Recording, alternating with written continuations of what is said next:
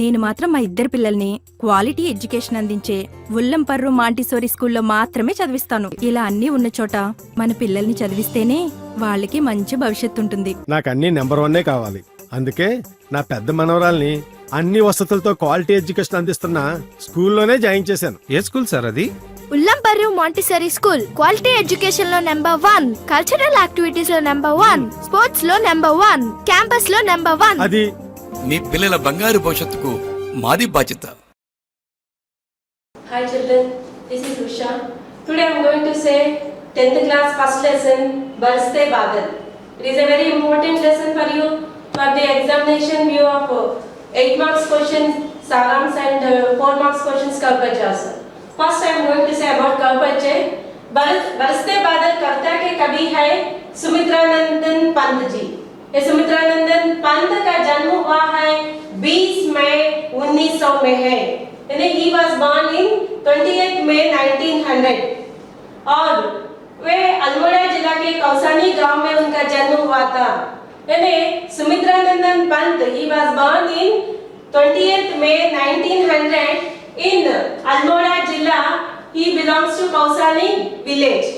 He was born there. Almora जिला के कौसानी गांव में उनका जन्म हुआ था और उनकी पुरस्कार है साहित्य अकादमी और सोवियत रूस. उनकी साहित्य के लिए उन्हें साहित्य अकादमी और सोवियत रूस का पुरस्कार दिया गया है. ये 7 वर्ष की उम्र से ही बचपन से ही जो भी साहित्य उन्होंने लिखा है उनके लिए उन्हें पुरस्कार बचपन से ही मिलता था. यानी हम जान सकता है कि ये बचपन से ही साहित्य लेखन में बहुत ही बड़ा काम करता था. Means we can know that at the childhood itself he started his writing poems or something. So ये उनकी साहित्य के लिए साहित्य अकादमी और सोवियत रूस का पुरस्कार दिया गया है. मुख्य रूप से उन्हें चिदंबरा काव्य के लिए उन्हें ज्ञानपीठ पुरस्कार दिया गया है. Especially he was given for चिदंबरा काव्य. He was awarded our government had awarded Jnanpith पुरस्कार. भारतीय सरकार ने उन्हें ज्ञानपीठ पुरस्कार से सम्मानित किया गया है और उनकी मुख्य रचनाएं हैं वीणा, ग्रंथि, पल्लव, गुंजन, ग्राम, स्वर्णकिरण. ये सब उनकी मुख्य रचनाएं. Whatever he had written the books, mainly important books are वीणा, ग्रंथि, पल्लव, गुंजन, ग्राम्य, स्वर्णकिरण. और उनका निधन हुआ था 1977 में. He was passed away in 1977 और ये राष्ट्र कवि के रूप में माना जाता है. सुमित्रानंदन पंत को राष्ट्र कवि कहा जाता है. ये प्रकृति के बेजोड़ कवि माना जाता है. प्रकृति के बेजोड़ कवि क्यों माना जाता है? एक नारी के लिए आभूषण नारी की सौंदर्य जिस प्रकार बढ़ाता है उसी प्रकार सुमित्रानंदन पंत ने जो भी शब्द उन्होंने उनकी कविताओं में लिखी है वे शब्द कविता के आभूषण जैसे लगते थे और कविता की सुंदरता को बढ़ाती है.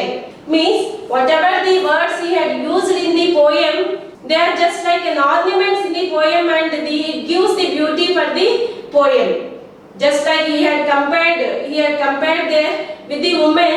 For the woman, how the ornaments will increase the beauty of the woman, same way he whatever the words he uses in the poem, that words gives the beauty for the poem. That's why he was called as प्रकृति के बेजोड़ कवि. यानी प्रकृति की वंदन करने में उनसे समान कोई कवि नहीं है. No poet is there who is equivalent to Sumitranandan Pant for the explanation of the nature.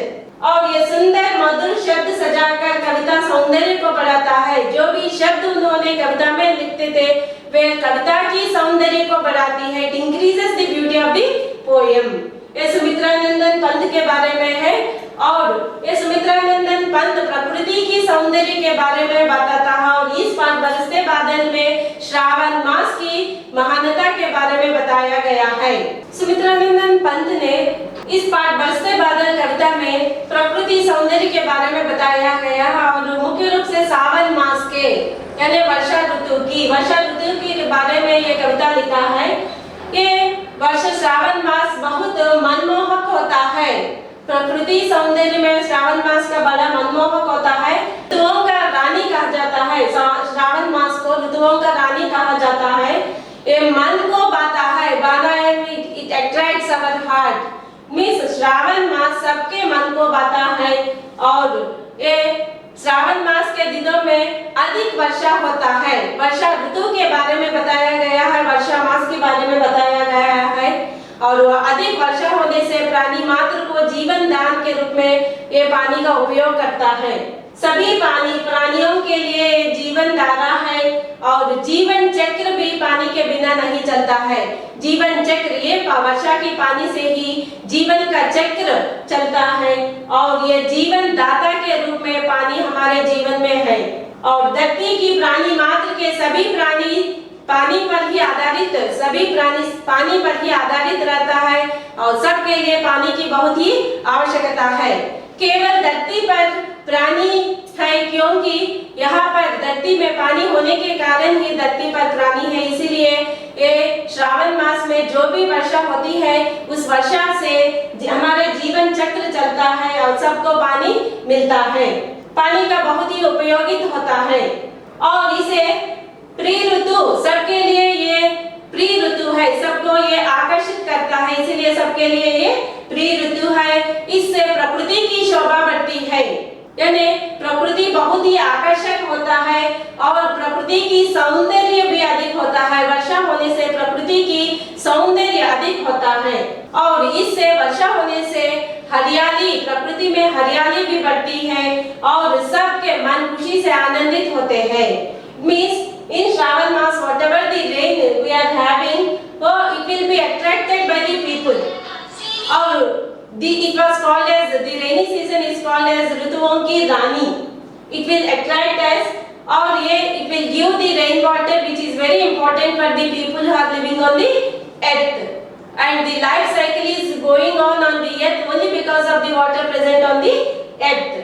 Here we are living means it is only because of the water and धरती के प्राणी, every living being on the earth is being happy by the water when it rains. And it is the important season for everyone and everyone likes this season. And whenever it rains, the nature it looks very beautiful and the nature's beauty increases still more.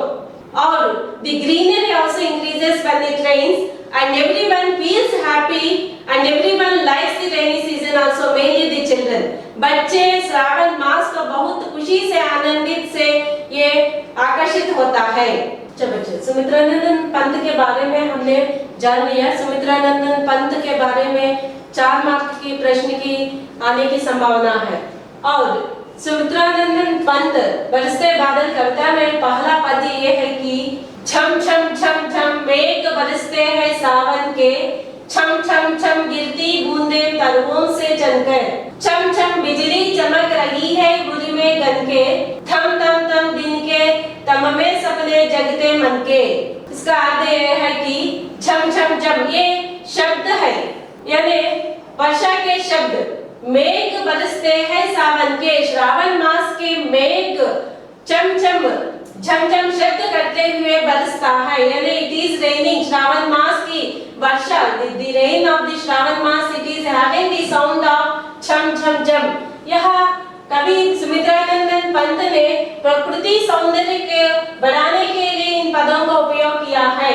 ये सौंदर्य की यानी वर्षा की जो भी आवाज होता है उसके बारे में झम झम झम इन पदों का उपयोग किया है और ये कवि कहता है कि श्रावण मास के मेघ छम छम छम शब्द करते हुए बरसता है और छम छम छम गिरती बूंदें तरुओं से चलकर।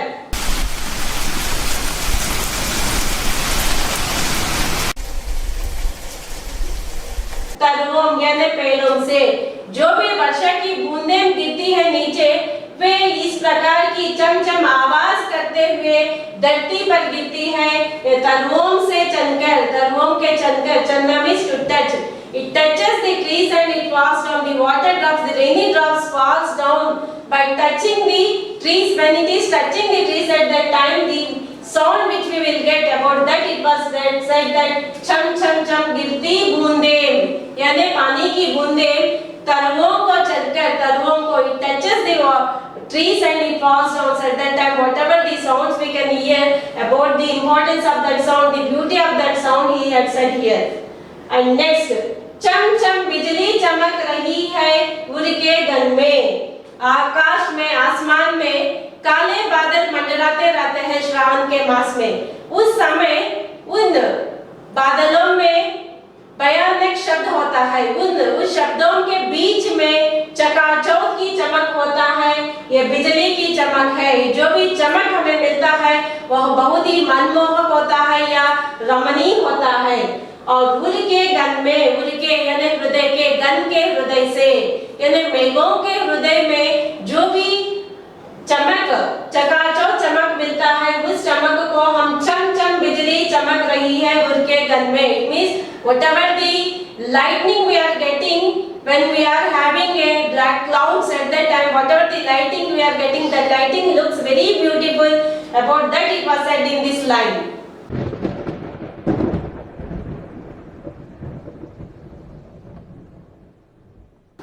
और नेक्स्ट वन, तम तम दिन के तम में सपने जगने मन में, यानी तम तम के यानी hottie days, hot days, in that days day time, तम में, तम यानी डार्कनेस, सपने जगते मन में यानी at the day time when it spreads the clouds, totally it becomes darkness.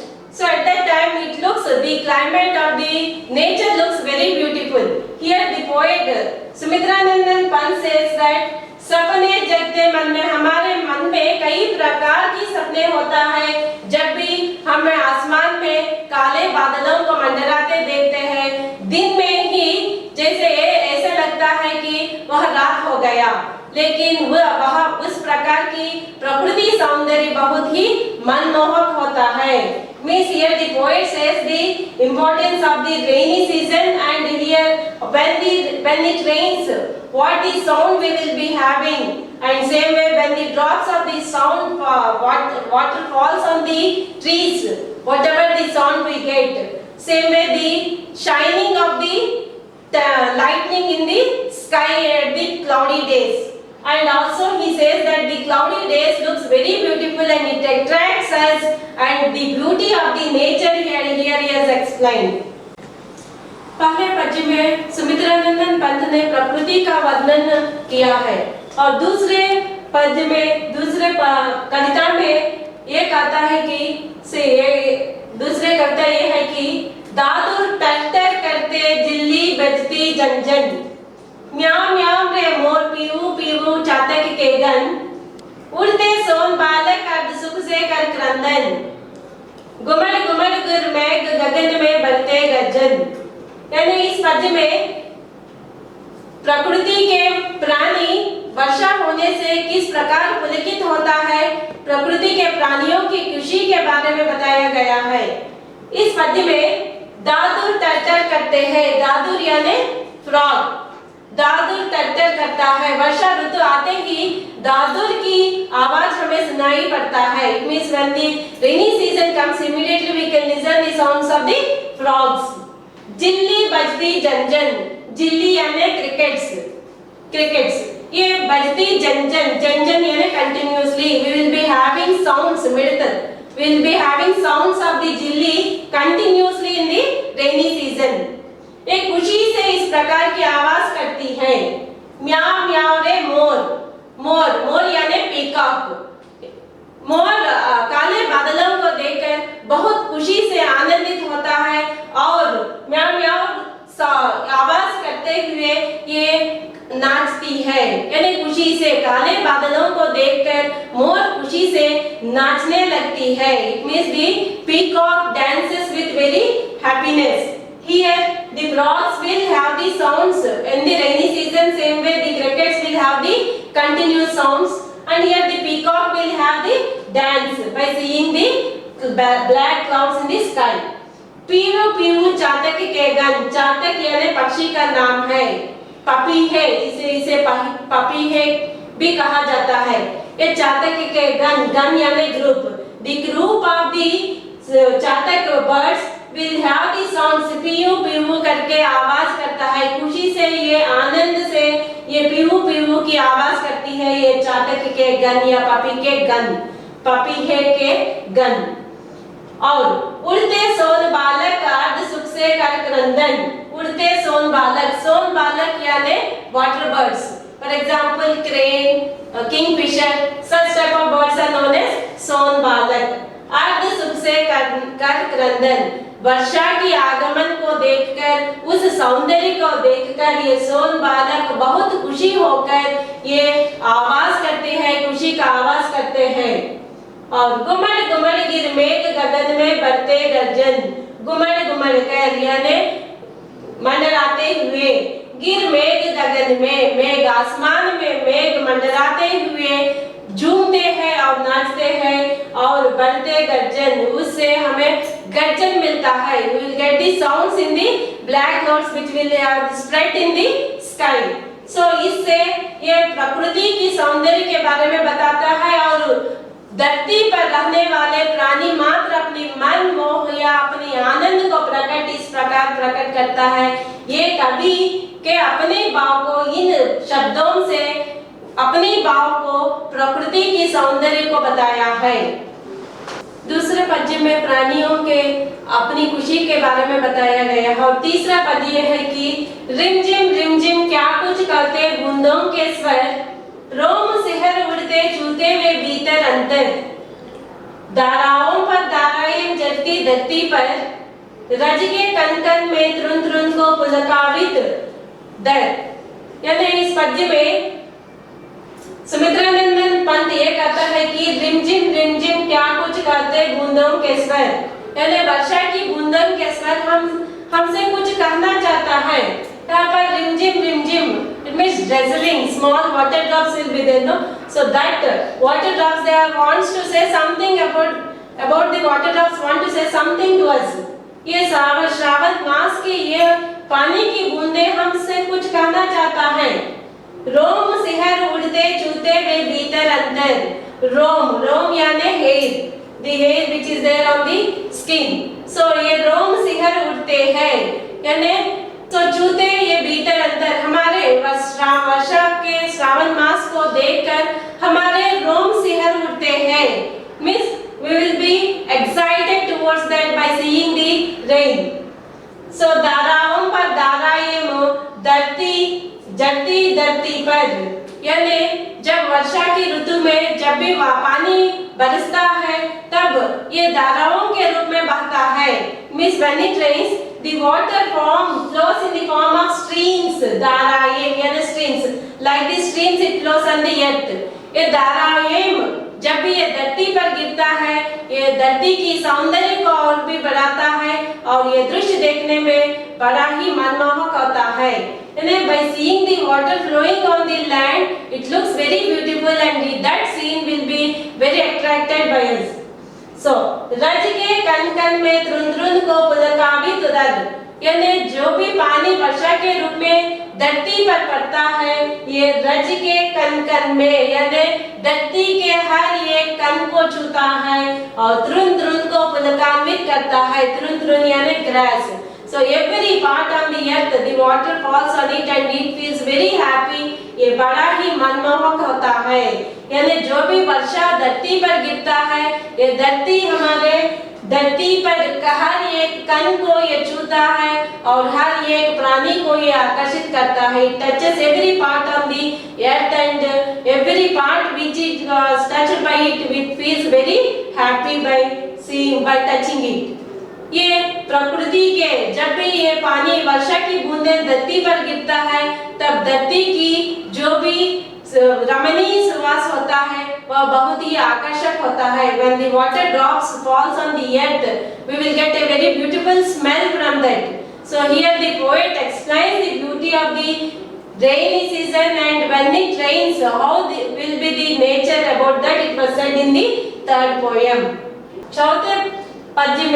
चौथा पद्य यह है कि पकड़ वाली की दाल झूलता है मेरा मन, आओ रे सब मुझे घेर कर गाए सावन, इंद्रधनुष के झूले में झूले मिल सब जन, फिर आए जीवन में सावन मन बावन। इस पद्य में सुमित्रानंदन पंत अपनी मन की भावना को व्यक्त किया है। इस पद्य में पकड़वारी की डाल झूलता है मेरा मन। सुमित्रा नंदन पंत अपनी मन की जो भी भावना है ये कहता है कि मेरा मन ये कहता है कि पकड़ कर टू कैच, वारी की धारा, वारी यानी पानी, पानी की जो भी धारा आसमान से गिरता है उस धारा को पकड़ने का मेरा मन कहता है। यानी सुमित्रा नंदन पंत ही says that he feels to catch the water whatever is falling from the sky. So आओ रे सब मुझे घेर कर गाए सब सावन। ये सुमित्रा नंदन पंत ये कहता है कि आप सब आकर मुझे घेर कर, घेरना मीन्स टू सराउंड मी, आप सब आकर हम सब मिलकर ये श्रावण मास की गाना गाएंगे। ये श्रावण मास के बहुत प्रेमी है और श्रावण मास का बहुत अच्छी तरह से वह सौंदर्य को ग्रहण करता है। इसीलिए उस समय बच्चों को जिस प्रकार बच्चों के मन में वर्षा की पानी को छूने के लगता है उसी प्रकार उनका मन भी, बड़ों का मन भी बच्चों जैसा बन जाता है और बड़े भी बच्चों जैसे पानी को उसे छूने के लिए इच्छा प्रकट करता है। उसी प्रकार सब मिलजुल कर यहाँ पर बच्चे या बूढ़े इसका कोई अंतर नहीं, वर्षा के ऋतु सबके लिए प्रिय ऋतु है। इसीलिए पंत जी कहता है कि आओ हम सब मिलकर श्रावण मास के गीत गाएंगे। It means we all will together, we all surround and we will sing the song of the Shravan mass with happiness। ये खुशी का प्रकट करता है। और इंद्रधनुष के झूले में झूले मिल सब जन, हम सब मिलकर, यहाँ पर सुमित्रा नंदन पंत ने इंद्रधनुष को झूले के रूप में मानकर, यानी इंद्रधनुष यानी रेनबो, झूले means cradle, he is saying that in a cradle of a rainbow we all will sing। It means यहाँ पर उनकी प्रकृति को, सौंदर्य को, उनकी जो भी मन में इच्छा है वह यहाँ पर प्रकट किया कि ये इंद्रधनुष को झूले में मानकर, झूला मानकर उसमें हम सब मिलकर झूलेंगे। It means we all will swing in the cradle of the rainbow। यानी यहाँ पर खुशी को प्रकट करता है। फिर आए जीवन में सावन मन बावन। और सुमित्रा नंदन पंत के मन में ये आलोचना है कि ये श्रावण मास फिर से आए। It means that he feels the Shravan Mass to come again and again, the rainy season, because everyone likes the rainy season, and here the poet says that this rainy season या Shravan Mass फिर से आए। It means he wants this rainy season to come again and again। means अपनी सौंदर्य की भावना को इन शब्दों से, ये प्रकृति सौंदर्य को सुमित्रा नंदन पंत ने बताया है। और प्रकृति में पानी की जितना भी आवश्यकता है, पानी से ही हम सबका जीवन चलता है, उस पानी के महत्व के बारे में भी इस पद्य में बताया गया है। यानी इस पद्य से कवि का मुख्य उद्देश्य है कि बच्चों में प्रकृति सौंदर्य के प्रति इच्छा बढ़ाना और प्रकृति की रक्षा करना, इन सब विषयों को ध्यान में रखकर सुमित्रा नंदन पंत ने इस पद्य से हमें प्रकृति सौंदर्य को बढ़ाया है, हमारे मन को प्रकृति की ओर बढ़ाने के लिए इच्छा प्रेरित किया है। इस सुमित्रा नंदन पंत ने बरसते बादल कविता से श्रावण मास के महत्व के बारे में बताया और सौंदर्य, वर्षा की सौंदर्य के बारे में बताया। और परीक्षाओं में you can get the questions in the exams. वर्षा ऋतु की आगमन कैसा हुआ है उसकी सौंदर्य के बारे में आप बता सकता है। जल की हमारे जीवन में कितना उपयोगी है और उसके बारे में बताइए। ये 4 मार्क प्रश्न की हो सकता है और 4 मार्क प्रश्न के लिए पर the 4 marks question he is asking the कवि परिचय। सुमित्रा नंदन पंत के बारे में लिखिए। ये प्रश्न 4 मार्क प्रश्न है। और 8 मार्क प्रश्न के लिए बरसते बादल पाठ का सारांश लिखिए या सुमित्रा नंदन पंत प्रकृति सौंदर्य के बारे में किस प्रकार का वर्णन किया है, इस प्रकार की प्रश्न आने की संभावना है। धन्यवाद। ఉల్లంపూర్ మాన్సూ స్కూల్లో అటు డిగ్రీ క్లాసులు ఇటు ఐఐటి క్లాసులు సమర్థవంతంగా నిర్వహిస్తున్నారు।